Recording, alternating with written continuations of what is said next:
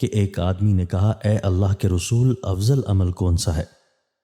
آپ صلی اللہ علیہ وآلہ وسلم نے فرمایا، اللہ تعالیٰ پر ایمان لانا، تصدیق کرنا، اللہ کی راہ میں جہاد کرنا اور حج مبرور۔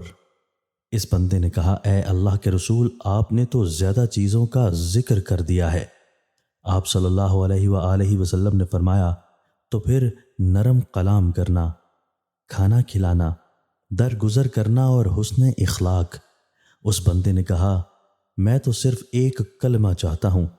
آپ صلی اللہ علیہ وآلہ وسلم نے فرمایا، چلا جا اور اپنے آپ کو اللہ تعالیٰ کے بارے میں بدگمانی سے بچانا۔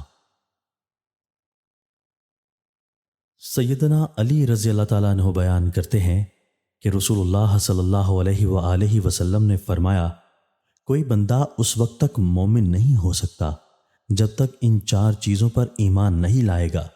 یہ گواہی دینا کہ اللہ تعالیٰ کے سوا کوئی معبود برحق نہیں ہے اور میں اللہ کا رسول ہوں، اس نے مجھے حق کے ساتھ مبعوث کیا ہے، موت کے بعد دوبارہ جی اٹھنے پر ایمان لائے اور تقدیر پر ایمان لائے۔